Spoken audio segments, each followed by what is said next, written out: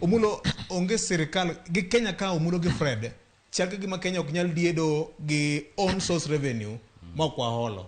Rieko madino hola modhi kauni nyalo bedo ni gin riekni moko ma obedo captured e finance bill ni momiyo dwa turo Jokenya kaka Fred wache no. Wan wonge haja mar turo Jokenya. Ki somo the plan ma adwa kwayo okango ni bo o interact. Yano some bottom up agenda wani plan ni. Osome mo winje.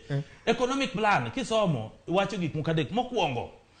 Kaka wanyalo keto jopiny mang'eny maonge chiemo kaka ginyalo timo biashara, kaka wanyalo keto gi gidhi malo mar konyo gi mondo gibed gi pesa ofuko gi.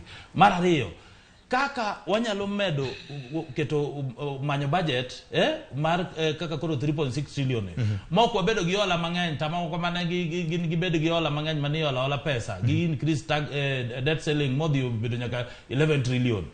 Mar adek, wang'iyo niya nito kaka kaka wanyalo change economy mane mineno ka plan wa totally different gi plan mane nitie chon.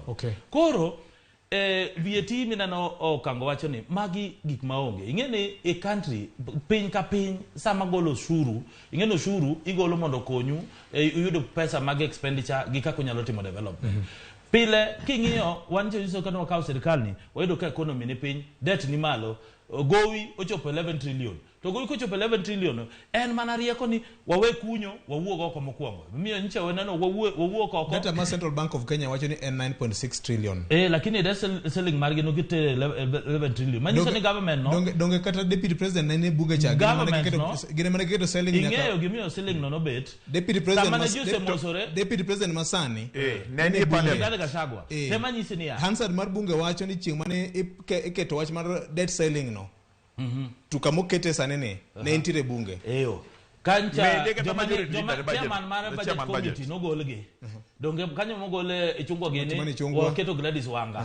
Kanyo mogolo Gladys Wanga na chairman mar national planning. Donge makoro wa replace gi jogo kam ka Jose Mosore. To mosruok ni. Kane koro president ke chingeni summit idhi golo gowi.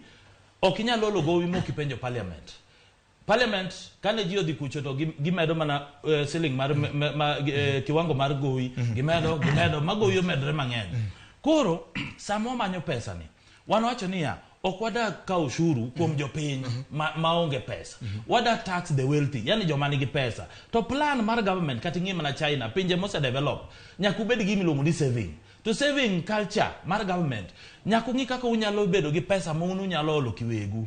Unyalo olo pesa u. Kata mana ng'at manie ot gi nyithinde kini gibet ni ionge plan mar nyithindi. Ng'eni sama plan ok plan ne in wuon, plan ne generation mabiro. Koro ano kane joma go koko nikech ng'eni sheria wacho maber niya seche motero finance bill ma 2023-2024 yes, joka nigi thuolo kaka jo union okango gini makoro nego beniketo government tesre gin gi thuolo under article 108 gimbe gitere